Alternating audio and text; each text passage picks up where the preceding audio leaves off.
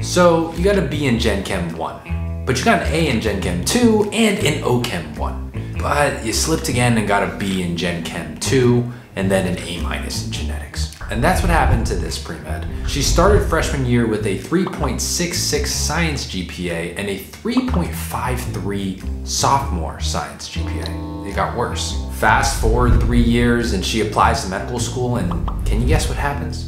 Well, she's at a top 5 medical school, and admissions committees across the nation begged for her to put on their white coat and join their class. So how did that happen?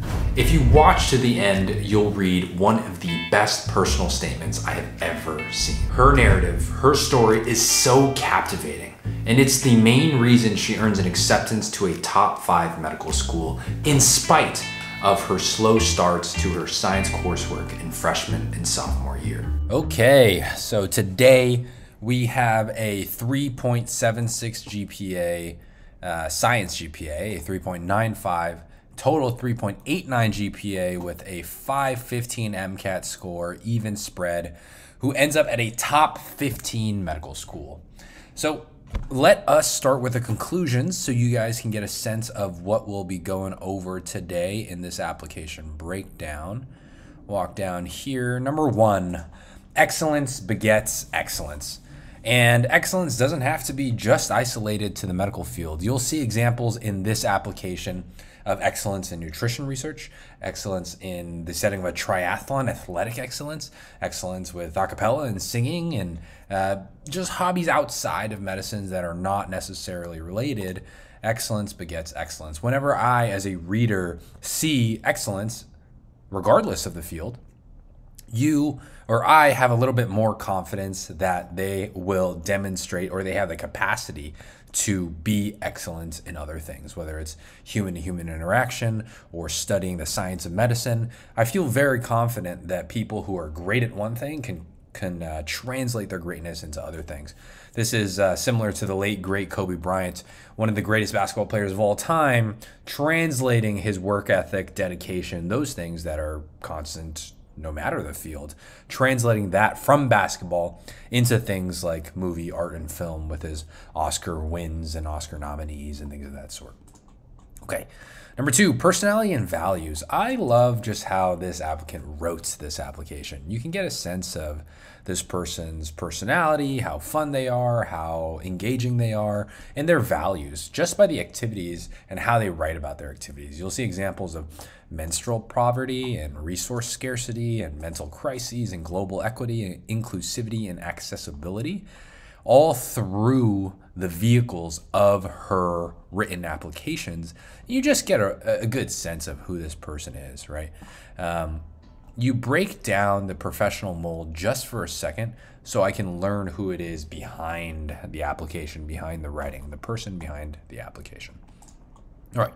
Number 3, this story is unbelievably compelling, and I just love it when people tell their stories, right? I myself did not, in my opinion, have this world-changing, revolutionary story, and that's okay, but folks who are able to paint their narratives and paint their timelines in ways that are just really captivating and compelling. We'll try to break down some of those techniques as to what she did here to make it compelling, but some of the raw material here is just really awesome to read about. It's really inviting. You will hear the story about her being born after painting the trials and tribulations of her own mother's fertility issues. She decides to pass her gift of life forward to others who need it as an egg donor herself, and then having a doctor work with her every other day, not as the star of the show. The doctor's not the star of the show. She's the star of the show, but as the humble facilitator. It's just a fantastic portrayal of medicine and the role of a physician. You intimately learn the impact of supporting a woman can have not only on one person or one family, but on the entire community. There's this theme or motif of the household name that we'll get into that's just really powerful. We get this best friend with bipolar story, and then getting a bike and a wetsuit so others can experience the thrill of the triathlon competition. There's just a lot of these fantastic windows into her life and a consequence of that is you just really start to want to meet this person. You want to get to know her more deeply. You want to see her personality in person, just because her writing really reflects who she is. This all comes down to the central, powerful driver of all of this, which is that stories are king. She's able to paint the stories and demonstrate who she is through these small windows of life that she invites us to. And this was not a perfect application by any means, so much room for even more stories and even more data. But the stories that she does share are really extremely memorable. Okay, so we're looking at this top 15 medical school application, and we'll start with the stats just to give you some context here. We go.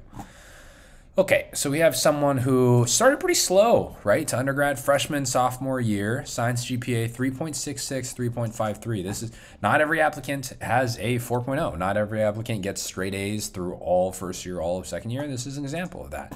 Specifically, she got a B in Gen Chem, and then a B in OChem, and then an A- in genetics. And those are the primary drivers of these lower GPAs in these years.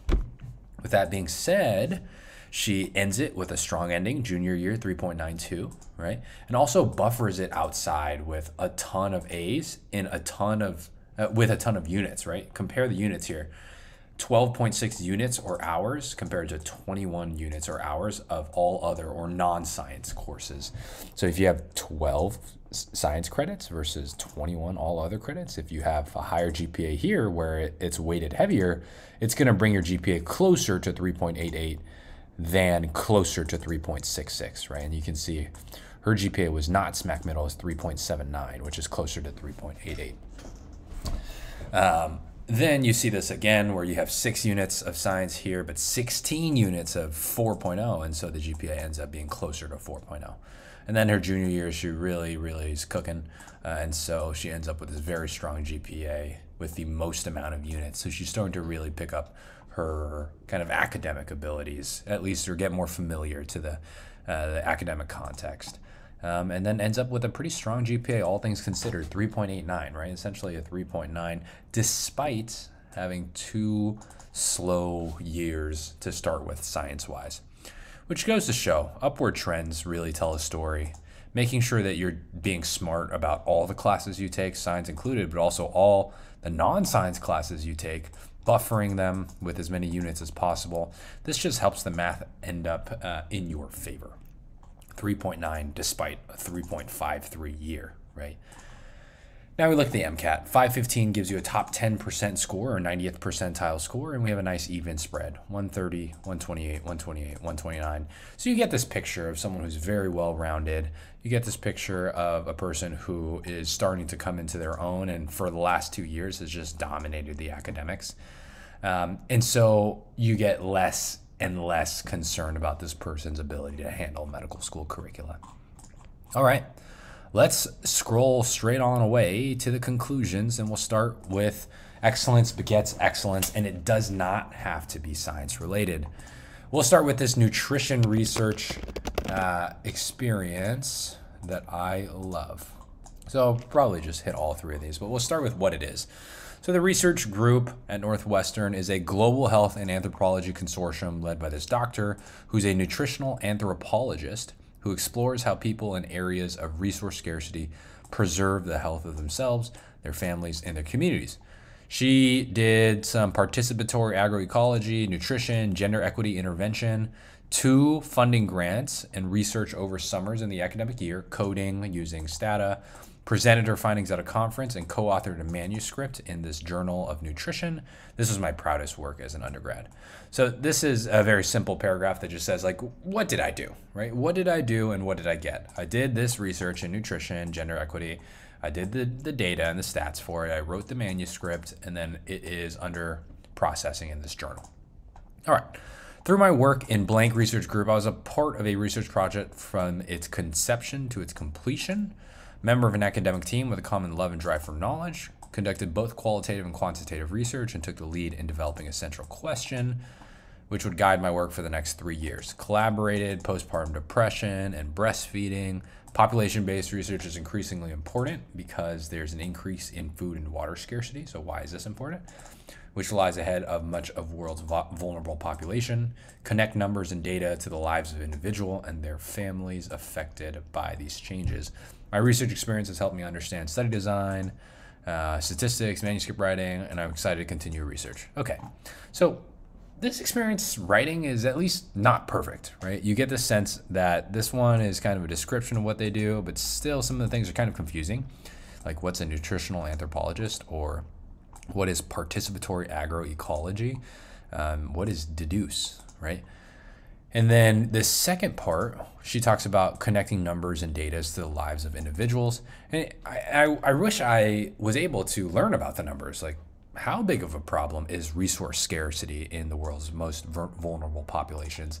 And she talks about the lives of individuals. Like, can you tell me about those people? Those are the things that I'm really more interested in. What are the numbers? Like, how big of a problem is this? What are the people? Who are the people? What problems do they experience? Things like that. And so this doesn't do a great job demonstrating exactly what it is to someone who has no background.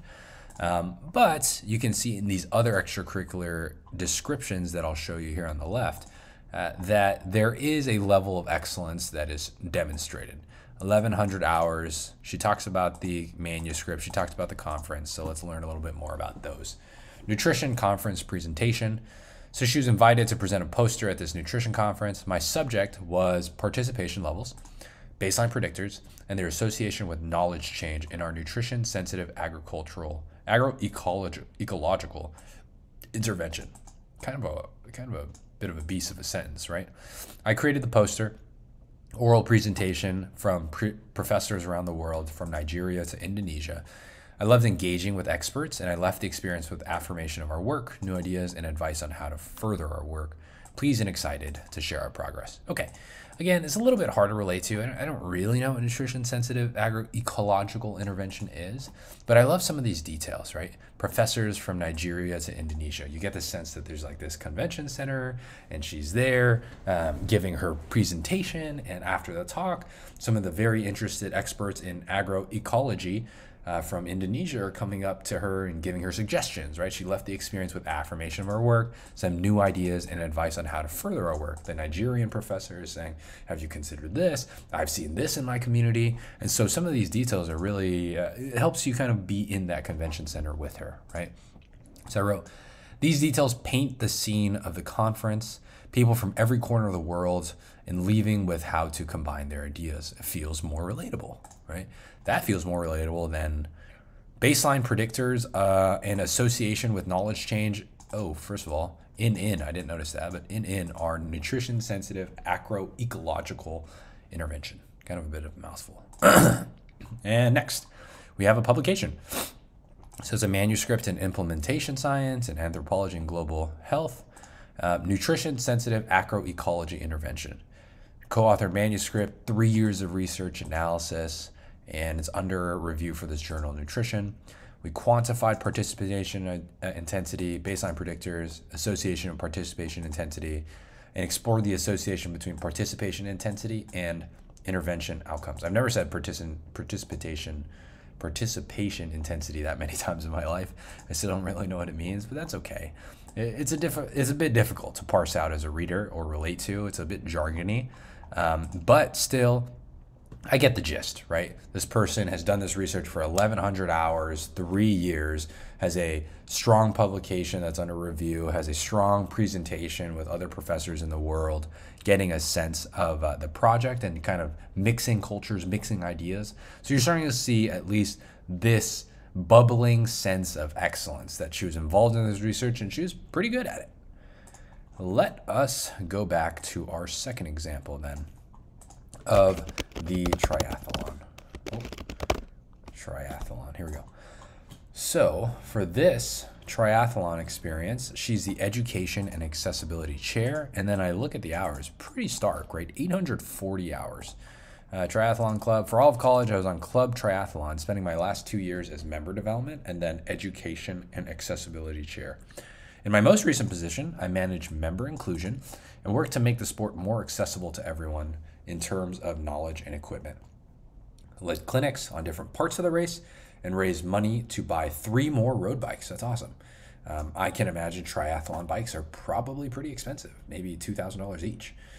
So this is on the order of, I don't know, $2,000 to $10,000 that any member of the team can use. Very awesome. That's definitely inclusive. Previously, so I mean, I'm going to stop there, right? A lot of people will say they're the accessibility or the inclusivity chair of a club, but this is a direct detail that shows you our goal is to make the club more inclusive. One thing that is difficult about triathlons is that the equipment, the bikes, the wetsuits, the shoes are very expensive.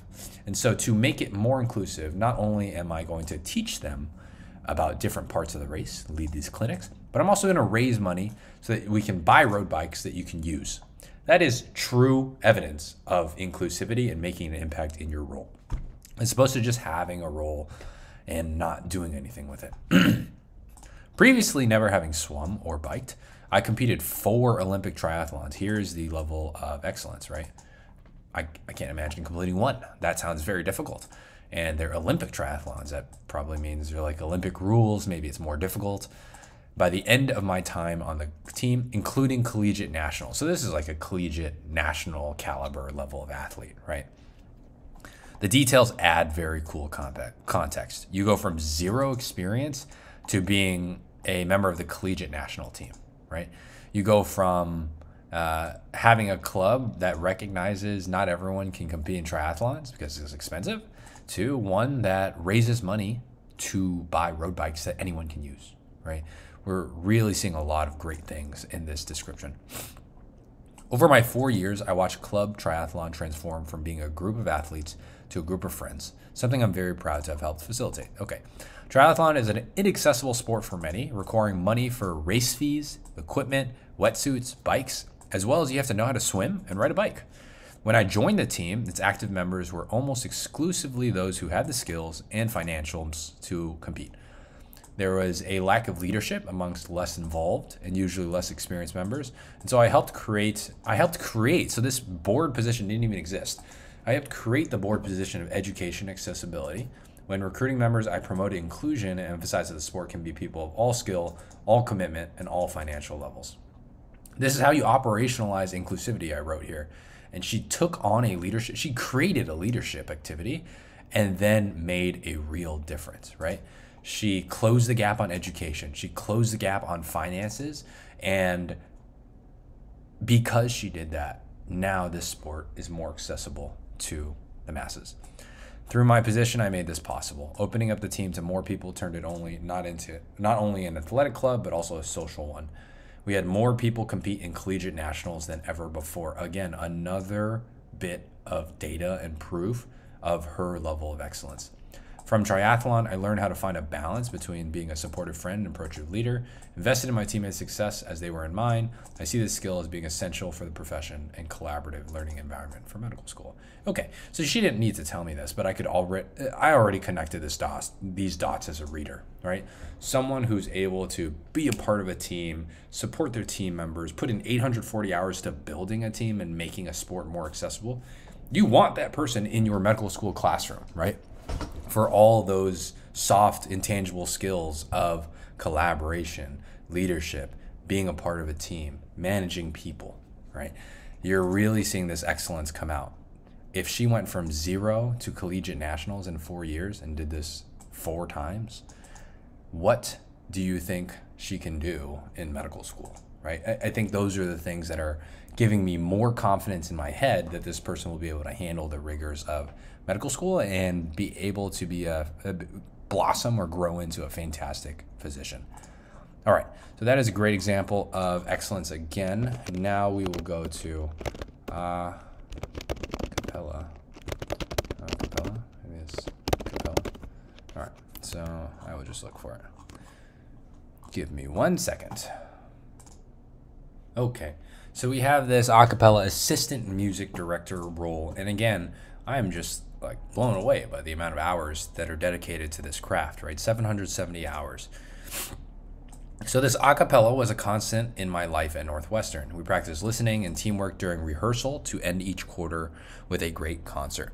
She came from singing solo operatic arias in high school. Again, a demonstration of excellence, right? She's a solo opera performer in high school and is now part of a group with a common love of music. It was exactly what I needed. We made music sound better as a group than we ever could have as individuals. This is an example of demonstrating humility or demonstrating that's a great team player without ever saying teamwork, I'm humble, things like this. I read so many applications where it's like, I am going to bring humility, dedication, commitment, and I'm a great team player to the written application. They say it so explicitly, right? But you can see in this example, she doesn't need to say anything. She can just share this phrase, we made music sound better together. And from that, you already have a lens into her mind and her brain and her values, and you can get a sense of like, oh, this person is an excellent teammate, or this person is extremely humble. She shows you rather than tells you. And that was such a cool experience. For my last 2 years in the group, I was the assistant music director, led rehearsals, taught music, arranged songs, organized gigs in these areas. Like music, medicine requires immense teamwork and cohesion, and a cappella helped me see my place in that. So let's just go back to this excellence pillar here. She's clearly top of her game when it comes to a cappella. She's clearly top of her game when it comes to triathlons. She's clearly one of the leading undergraduate researchers in nutrition and agroecology research. Notice that this is not stem cell research or immunology research or neuroscience research with mice. Notice that this is not medical assistance or scribing or being an EMT. Notice this is not, I don't know what other pillar of pre-meds that is so common. This is not like a community health fair or something of that sort. This is singing and athletics and nutrition research, right? Not everything has to be science related. Not everything has to tie to medicine.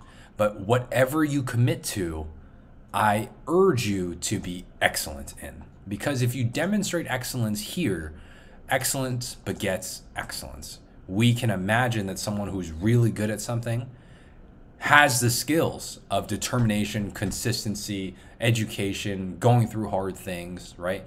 Those are the same skills that you need to become a great medical student, to study 2-3 years in the classroom and then go ahead and destroy your clinical rotations and be a great rotator, and then become eventually a great resident and a great physician, more than your test scores, which she clearly has already, more than your GPA, which she also has. But this is a clear demonstration that gives you of excellence, that gives you as a medical school admissions committee real confidence that like, oh, I want her in our crowd because her excellence will be contagious to the rest of our class. That is a very powerful concept, right? Okay. Number 3. Oh, I'm very excited for you guys to get to number 3. So let's start with number 2 first. Personalities and values. You can look at some of the phrasing that she shares. Let's go through some of these one by one. So we'll go to menstrual poverty first. So this is an extracurricular activity where she's working in the community as a volunteer for Latino advancement. She volunteered as a research assistant to create a guide detailing resources available to women experiencing menstrual poverty, right? Tailored geographically to various neighborhoods from blank. I spoke with organizations, nonprofit shelters, churches to create infrastructure for these women. I improved my communication skills and saw one small change in an organization can greatly impact the lives of individuals. In this role, I worked in an activist role for women's health, which I will continue to do in my career and life. Okay, so not the most picturesque extracurricular activity. There's not a lot of stories, not a lot of data that really help me relate to it. However, there are some positives, some really strong positives, right? We get this applicant who's very interested in women experiencing menstrual poverty. I even wrote here, I wish I could read more. This is very interesting, right? As a person myself who doesn't really know what menstrual poverty is, but can kind of give it a guess. I wonder what problems these women have. I wonder what solutions they take to, and I wonder what the issues are with the solutions that they choose. Are the tampons not available? Are they unsafe? Are they too expensive? Right? There's a lot of interesting things I'd love to learn more about. And then she talks about how she learns communication skills and how, this is a very cliche statement, how one small change in an organization can greatly impact the lives of individuals. I wish she elaborated on what she meant, because without it, the cliche kind of falls flat, right? But we start to get this picture. Okay, this applicant is interested in women's health, in menstrual poverty. Okay, so that's part one. Now let's see how all these things kind of pull together. We talked about the resource scarcity already, but she spends 3 years and 1,100 hours studying this, right? A nutritional anthropologist who explores how people in areas of resource scarcity preserve the health of themselves. She talks about how food and water scarcity and limited health access is a problem in much of the world's vulnerable populations. Okay, so you're starting to see some of that value. So she values helping people with menstrual poverty or suffering from menstrual poverty, helping people with resource scarcity. Let's talk about mental crises now. So we have this crisis text line counselor, and she's a volunteer here. Okay, so 300 hours here. I'm a volunteer crisis counselor at Crisis Text Line. It's a texting hotline available 24/7. In this role, I guide texters through what they choose to share by getting to know them, listening, setting goals with them to identify steps to healing. However, sometimes I just serve to validate their feelings, let them vent, and when they cannot find that outlet in their lives.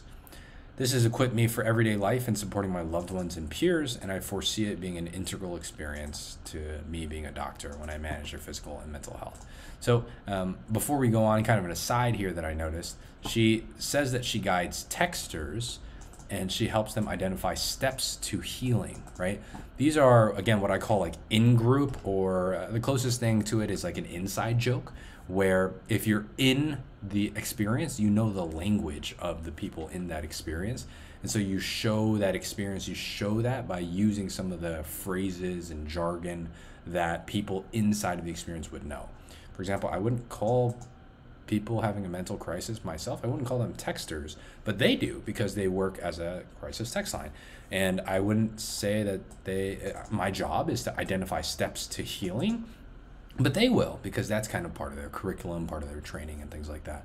So anytime I read things like this, there's a balance between like using jargon that no one understands or most people wouldn't, like nutritional agroecology is kind of a concept that I don't understand, but there's also kind of casual terms where that are in-group terms that I don't fully understand, but I can get a good sense. I roughly know what they mean, like texters, or identify steps to healing, or another EMT applicant that we reviewed in another video said that he puts 12 leads or EKGs on other people, and he runs crisis calls, which is kind of like the same thing as their shift, right? So I just like it when applicants use some of this language because it shows their expertise. Okay, when I introduce myself to a texter, I write, "I'm here to listen." From working at Crisis Text Line, I have improved my listening skills and have learned how to better respond to people's struggles. When I became a crisis text counselor, my first instinct was to give advice rather than simply hear out and validate a texter's thoughts and experiences, as I had learned through training. People are the authors of their own experience. Again, this is like very in-group language. The training is like, people are the authors of their own experience, help them find their way, don't direct them, but just facilitate or help or support or guide them.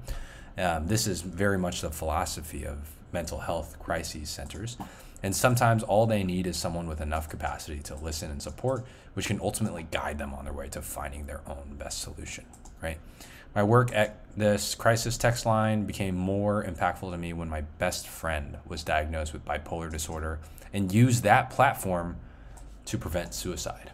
Well, while I had certainly interacted with texters online to help them mediate their suicidal ideation, seeing it benefit my own friend in a life or death situation made it much more meaningful to me, much more personal. Something as simple as listening to and validating the experience of someone can literally change or save their life. I've come to understand that mental health impacts every single field of medicine, and good listening is integral to being a doctor who practices patient-centered care. Being a crisis counselor has made me a better friend, a peer, a community member, and a future doctor. I love it, right? So this second most meaningful, again, these things just come to life when you share stories. Look at these details, right? I write, I'm here to listen. But can you imagine the last time you were in a mental health crisis and just being able to reach out to someone and the first thing they write to you is, I'm here to listen, right? Can you imagine getting that text in your time of need? This is so relatable.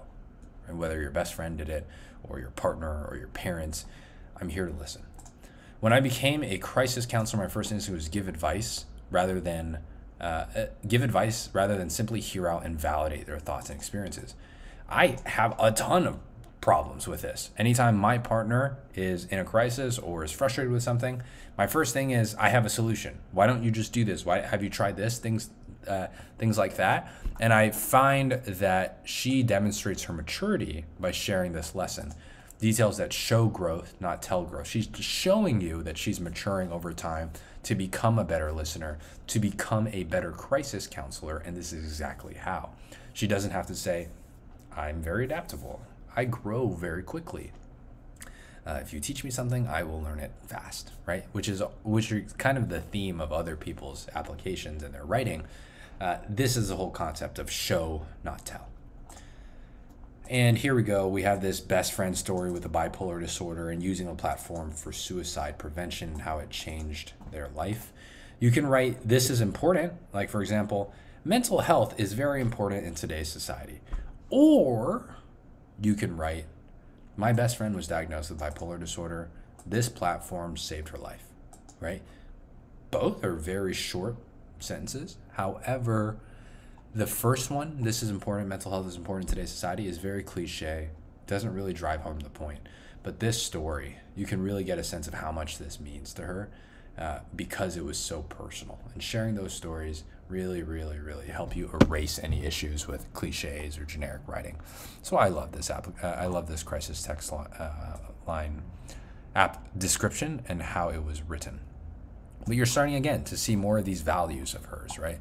She values supporting people in mental crises, supporting people with menstrual poverty, supporting resource scarcity. Let's look at global equity now. So she has an experience where she worked in Haiti over the summer. These are two different ones. Okay. So we'll start with this one. After serving in Haiti over the summer, I became vice president of this clinical outreach club. I led new member recruitment, helped with the organization of trips. I planned seminars and triage training so that students could learn the skills to be effective. I started cleaning the data for the research that we had over the summer for common health conditions prevalent in Haiti. From this position, I began to learn how to problem solve along complex nonprofit organizations, community conscious care, and facilitate the involvement of others in loving something I find important. Again, last sentence, a little bit of stretch. I wish she kind of elaborated on it, but there's a limited character count, totally fine. And then we have this medical volunteering. I think this is kind of similar, but this is the leadership position, and this is the volunteer role. I worked in Haiti for 3 weeks with this medical service organization, a partner of this international organization. Our life purely revolved around the clinic. Okay. Clinical care team would wake up at 7 a.m. to be at the clinic by the time it opened, and we left either after all the patients were seen or when the clinic closed. We triaged patients to check vitals, distribute medications, and observed appointments. My knowledge of French helped me learn Haitian Creole, allowing me to connect better with our patients. I came to understand how many factors intersect to impact social determinants of health and patient care, and I can see myself returning to Haiti as a physician. So now we're starting to see kind of the global equity side and her interests there.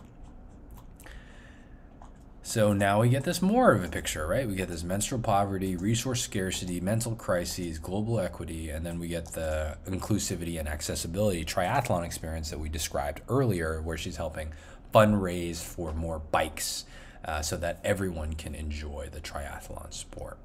But you can really see her personality and her values come out, right? Especially with the mental crisis hotline, especially with the triathlon. You're really starting to see this person as a giving person, someone who recognizes that vulnerable populations need the most help. And she's doing something about it, right? You're seeing real evidence of her publishing and presenting at conferences. You're seeing her go to Haiti for 3 weeks and become a leader in that organization to help other people go to Haiti. You're seeing her talk about her best friend who is bipolar and whose life was saved by this mental crisis hotline. And you're seeing her open up the sport to a population that otherwise would not have had access. I'm just really trying to start to build this momentum and this kind of feeling that I felt when I was reading this application. But essentially it's that, like, I am very interested in meeting this person more, right? They seem very interesting. They seem very engaged and very passionate in all the things that they do. And I find that to be intoxicating. Like, I want to be around that. I want to be around that energy. And I find that most medical schools and admissions committee members, when they start feeling this energy of excellence and seeing these values on paper, you start to just really want to know the person a little bit more. Okay, now we're going to go to probably one of my favorite personal statements of all time, right? But this is really a vehicle to demonstrate this lesson. The story is unbelievably compelling. And the power of a compelling story is unbelievable in medical school admissions. It will drive you all the way home if you'd like, right? We've already told 2 stories. The best friend with bipolar who was saved by the crisis text hotline. We've already told a story of getting a bike and a wetsuit so others can experience the thrill of that triathlon competition. You just start really wanting to, like I said, meet this applicant, get to know her more deeply. Her personality shines through. She's more than just a 3.89 GPA, top 10% MCAT score to you. She's really starting to be this person with a real story, a real narrative, a real personality. And so let us just dive straight into this fantastic personal statement. The field of women's health has played a central role in my life since my conception and has propelled me along my journey as I have prepared for medical school and a career in medicine. Before I was born, my mother experienced 5 years of miscarriages, failed infertility treatments, surgeries, and even an attempted donor egg implantation. So a lot of different tries. For my parents, my birth was a miracle, period, right? Like, the strength of some of these words, phrases already, I'm engaged. I'm really, really wanting to read more, right? Since my conception. 5 years of miscarriages, failed infertility treatments, surgeries, and even an attempted donor egg implantation. My birth was a miracle. My mother often tells me about how empowering it felt to carry and give birth to a child, right? Especially after all that, especially after being told she would never get pregnant with her own eggs. Wow, what a powerful opening, right? These details, the miscarriages, the infertility, the surgeries, the implantation, the choice of the word miracle, this phrase that she would never be told, or she was told that she would never, ever be able to get pregnant with her own eggs. The details fix the generic writing. Those years charged with emotion and longing were accompanied by a constant figure, my mother's OBGYN, Dr. Blank. Dr. Blank is a household name in my family because of her continued belief in the capacity of my mother's body, right? This is just like beautiful writing. An unrelenting dedication to her care, the power of a woman's body, right? With the story of my birth and Dr. Blank's clinical and emotional support, my mother inadvertently ingrained in me the wonders of medicine and the human body. You can really start to see like how this family really believes in like the miracle of medicine or the miracle of the human body. From a young age, I was imbued with a sense of purpose to pursue a future medicine with the goal of providing to other families what Dr. Blank had provided to mine, right? And I love how this doctor is not a hero, but she's a household name. She's just someone who believed, right? She's not the one with a cape coming in to save the day. It's not really the tone of the writing. And I think you'll see that as apparent as we go on as well. I was given the opportunity to help a family like my own, who wanted a baby as much as my mother did 23 years ago. After seeking guidance and taking time to reflect on the gravity of this decision, I was screened and matched with a family, eventually undergoing hormonal therapy to donate my eggs, right? It's one thing to say that this person was a role model for you, but it's another thing to really commit and say, you really changed and inspired my life so much that I am going to go hormonal therapy and donate my eggs so another family can have that same gift. It's unbelievable, right? It's full circle. It's so awesome. I just went, what? Let's go on. Being an egg donor gave me a new perspective and an opportunity for active learning, both about medicine and myself. I was fascinated by the process. Though I didn't know the woman to whom I was donating, our bodies were in sync for these 2 weeks. Mine preparing to give, hers preparing to receive. Like, oh my, the writing is just so beautiful here, right? It's like a dance. It's harmony. I'm preparing my body to donate the eggs. She's preparing her body to receive the eggs. We are going to transfer this beautiful thing of human life. I'm amazed by the modern miracle of medicine, the power of the woman's body. There's just a lot of fantastically beautiful metaphors and ideas and writing here. My doctor served as the facilitator, not the hero, the facilitator, the helper, the servant almost of that connection. She intentionally demonstrated how important it was that I was comfortable and knowledgeable, thoroughly answering all my questions about the minute details of what was happening inside my body. This is a person who's just answering questions, right? She's really painting this doctor as a guide. I reflected on how this process not only had the capacity to change the life of the egg recipient and to create a new life, but also how it could impact a family and community for generations. Learning about my body's strength and potential made me feel empowered, a feeling that I want to ensure for my future patients, right? Again, I kind of wrote here, smack middle is the doctor, the facilitator, not the superstar. And you just really see the level of maturity, right? I myself am years away from starting a family, and I am nowhere near having this conclusion that the decisions I make today could change the values that my family has, or the health that I have could change the health of my child, or things of this sort. But you see this in this pre-med applicant very much because she is reflected on her role and responsibility as an egg donor. And you can really just see the maturity scream at you from out the page. This process has the capacity to change the life of the egg recipient, like the actual life, and the mother, and to create a new life, but also how it could impact their family and their community for generations. Because clearly this doctor has changed this family, and she's made that very clear, right? This level of maturity and reflection is just uncommon for your average pre-med population. I mean, not average medical student, average resident. This is an astounding level of maturity and foresight. Working with my doctor every other day, like that's a lot of frequency, right? Every other day. I was able to reflect on my life in parallel with patients I had met through shadowing multiple OBGYNs. I witnessed the fragility of life in miscarriages and tears. On a service trip, I witnessed its beauty as a woman gave birth to a healthy baby in Haiti, aided by a doctor intent on providing the best possible service to his community, despite insufficient staff and technology. Just by any means, this doctor was going to deliver that baby, right?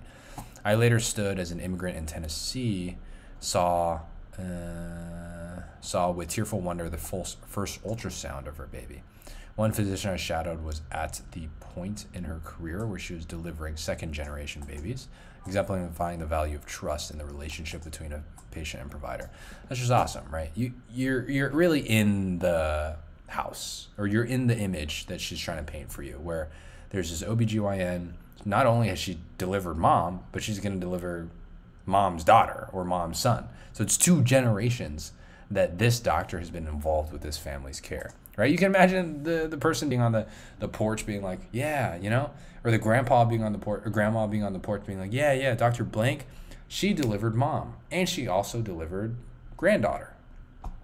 And I just think that's awesome. It goes back to this household name motif, right? The doctor who delivered me and my son. Constant throughout these diverse encounters and settings has been the physician's professionalism, commitment to care, and interpersonal intelligence. These experiences inspire me to serve my patients regardless of who or where they are, and apply my clinical knowledge to lead an emotionally conscious practice. Made me reflect on the simple ripple effect of care. Treating an individual has the capacity to impact their family, their community, fostering the spread of knowledge and healthier practices that can last long with the doctors left, right? This is a cliche. A lot of people will say that doctors who treat individuals have an effect on their community, but because of this beautiful story and clear explanation of how one doctor is involved with this multi-generational family and how this one doctor has enabled life for so many different communities, it really lands, right? It lands so well. It lands so well with all the supporting evidence prior. So cliches are not bad. You just need to support them. And this is a darn strong way of supporting that cliche, that conclusion. As a result of these clinical observations and personal experiences, I've deepened my appreciation of the importance of relationships in clinical care. Being able to see the multifaceted role of a clinical provider has allowed me to provide my own experiences and my vision of how I want to help people through the practice of medicine.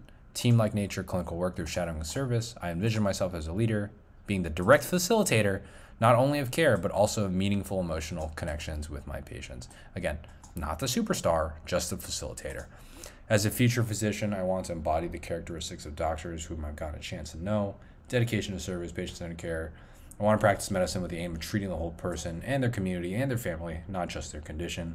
This is where I find the beauty and distinction of the practice of medicine and why I can contribute to it. Beautiful, right?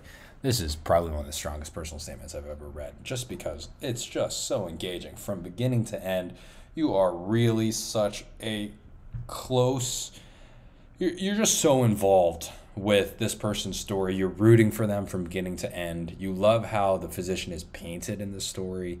You love how this applicant demonstrates her maturity in a very genuine way by recognizing the privilege she had to life and wanting to give that gift to another family and reflecting on the weight of life and the weight of the decisions she has on other people's lives. Don't you want someone that mature to be your doctor? Don't you want someone that ethical and so genuine and trustworthy to be the person who's making your medical decisions?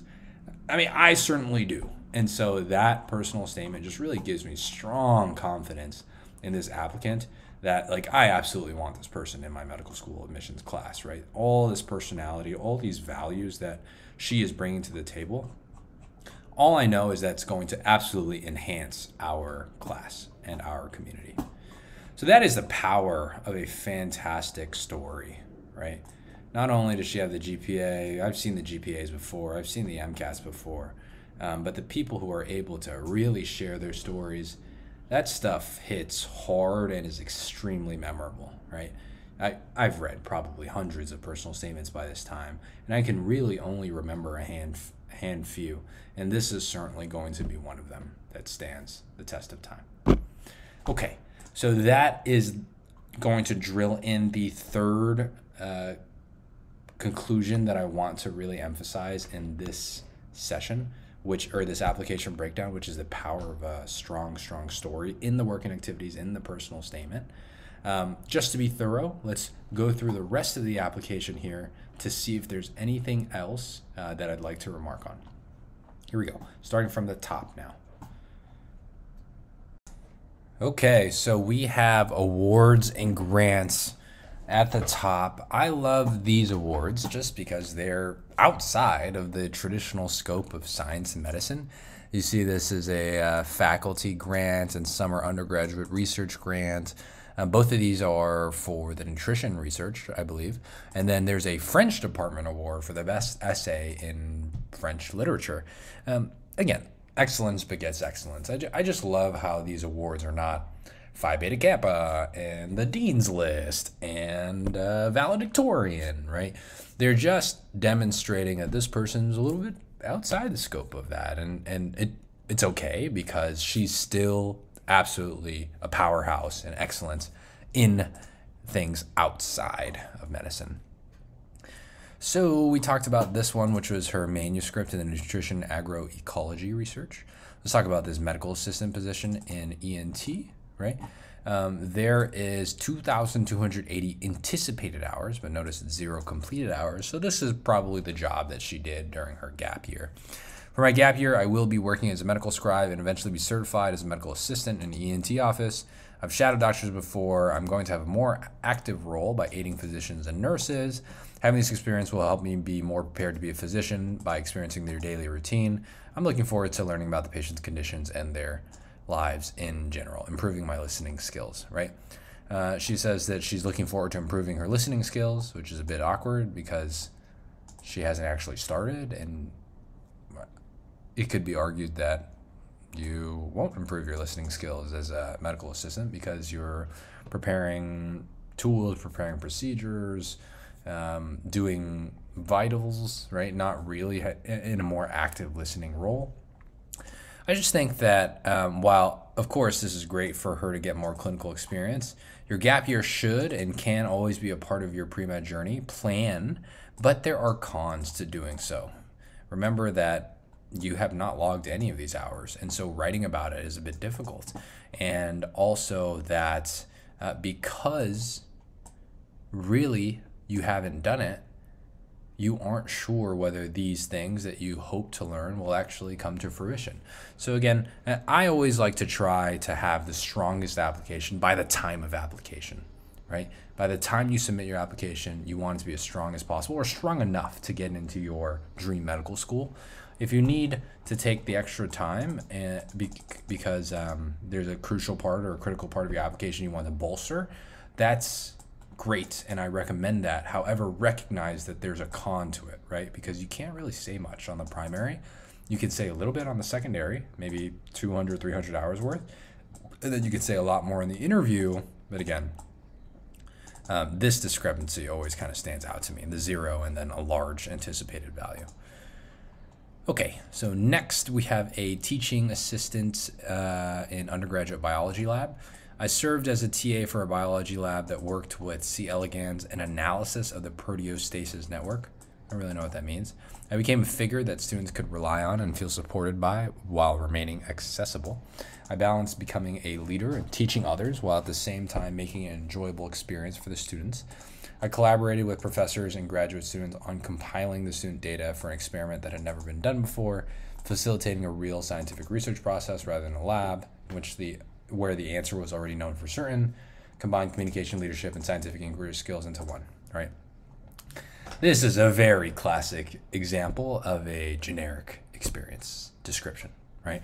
You can copy and paste this whole part, like essentially from here all the way down, and put it on any TA experience in the world, and it would fit, right? The only specific thing here is the C. elegans and the proteostasis network that I don't even fully understand. But these cliches about combining communication, leadership, and scientific inquiry, you can see how it falls flat, right? There's no real detail. There's no real story of the students. This feels very different from the personal statement. This feels very different from the triathlon. This feels very different from a cappella, right? All this to say, it's not a bad thing. Not every activity for you is going to be triathlons and a cappella. And I was, my mother suffered through 5 years of infertility, and I benefited from the grace of being and the gift of being born. And I gave that gift to another family by undergoing hormonal treatment to donate my eggs, right? Not every activity is going to be like that. But recognize when an activity is not like that, it feels like this, right? It feels generic. It feels like it can be copy and pasted. It feels like flat. Okay, so we talked about these presentations and posters. We talked about Latino advancements. We talked about crisis text line, and then the nutrition research. We talked about the Haiti vice president and the Haiti volunteering and the a cappella. We talked about the triathlon, some shadowing to wrap us up today.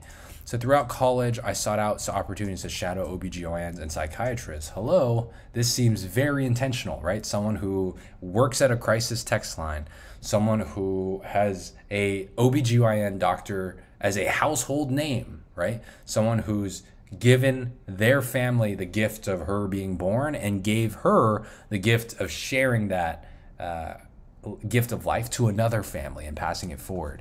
She chose to sought out OBGYNs and psychiatrists. Makes a ton of sense. Very mature, intentional, with foresight. I observed daily gynecologic checkups, pap smears, ultrasounds at this hospital and that hospital, and I learned about psychiatry through rounds, clinic appointments, and electroconvulsive therapy. I see these two fields of medicine as strongly based in a doctor-patient relationship. How so? she doesn't say in this one, but she certainly says with the crisis text line. She certainly says with her personal statement, which is what especially draws me to them. Observing the many roles that physicians play, like what? Well, now I know after reading the household name, things like this. The team environment and the fast-paced, engaging workspace was invaluable to solidifying my desire to practice medicine and to formulating how I see myself practicing. Okay, so this really, if you read this by itself, it would land, right? But if you read this after the personal statement, then, and after the crisis text line, then you're starting to see it really lands, right? She is really sharing a story of how these OBGYNs and how these psychiatrists in America, the crisis text line, in Haiti, with her mother, with her donating her own eggs, this really hits when you have all of that context. But just recognize it only hits because we have the stories that are king that back up this conclusion. Okay, and then we flow right into the personal statements, and that is this application, top 15 medical school, strong stats, upward trend, strong MCAT score, just really excellent in a ton of things outside of science and medicine, brings a well-rounded persona to the medical school class. Outstanding personality and values that you can really feel through her writing, right? She talks about it's a cool experience to make music sound better as a group than it is singing opera solo. You get a person who values the menstrual poverty and resource scarcity and global equity and mental health crises and inclusivity and accessibility and infertility treatments and giving the gift of life and reproductive health and all this. You really get a sense of who this person is and what they care about and how excellent they are and all those things that they care about. And if there's anything I can leave you with, this personal statement's unbelievable, right? It just tells a fantastic story and really paints for you clearly why this person, who's excellent in nutrition research and excellent with triathlons and excellent with singing, who could be a professional singer or think about being a triathlon athlete professionally or a triathlon coach or move into those spheres, or has an award-winning French essay and can teach French in high school or be a French professor. All these other options, she chose medicine. And the answer is why, right? The answer is told through her friend with bipolar whose life is saved. It's told through the story of her mother who suffered through 5 years of infertility treatments, right? It's told through her own stories, prepping her body, understanding the weight and the responsibility of giving life and sharing that with another family. That's why she wants to be a doctor. And those stories just really hit so hard. We don't all have stories like that, but for those who do, I urge you and really honestly beg you to tell your story, because these are the things that we really want to read. These are the things that really help build an intimate relationship between reader and writer. And these are the things that we remember actively when we're deciding, hey, that applicant we would really want to have join our medical school class. And we'll do everything from actively recruiting to giving large merit-based financial aid packages to get them to come. They'll do anything to get the right person in their class because they know that the right personnel in their medical school class just exponentially raises the bar for all the education, for all the learners, for all the future physicians. And when this person inevitably does great things in the space of reproductive or women's health, that medical school will forever be tied. That brand will forever be tied with that person, right? Dr. Fauci is always tied to Cornell, right? There are famous physicians that are always tied to whatever medical practice they came from. Dr. Fuster, cardiology legend, is always tied to Mount Sinai for all the work that he did there, right? So medical schools want these burgeoning superstar on the rise medical students, and they see it through these stories that you tell because it gives us a window into who you are, what you care about, and how you go about living your life. This was a fantastic application breakdown. Hopefully you guys learned a little bit. I will see you in the next one. Bye. Wasn't that personal statement so awesome? And I just loved how she supported her narrative by pursuing extracurricular activities that made sense for her and her overall story. Her application is living proof that your GPA is not an end-all be-all. Yes, she recovered during her junior and senior year. Yes, she buffered her GPA with other coursework. And yes, she did fantastically on the MCAT. But I still think that the crown jewel of this entire application was that personal statement, that narrative, that overall holistic pre-med journey. And if you'd like to get inspired from another pre-med who earned multiple top 10 medical school acceptances, including a top 5 full ride medical school acceptance, then I want you to check out Steve's application here, where this application was centered all around reproductive health and infertility. Steve's application is centered around societal fairness and the justice system. This application and Steve's both feature probably the top 2 personal statements I have ever read in my life, and I hope you enjoy that one as well. I will see you over there.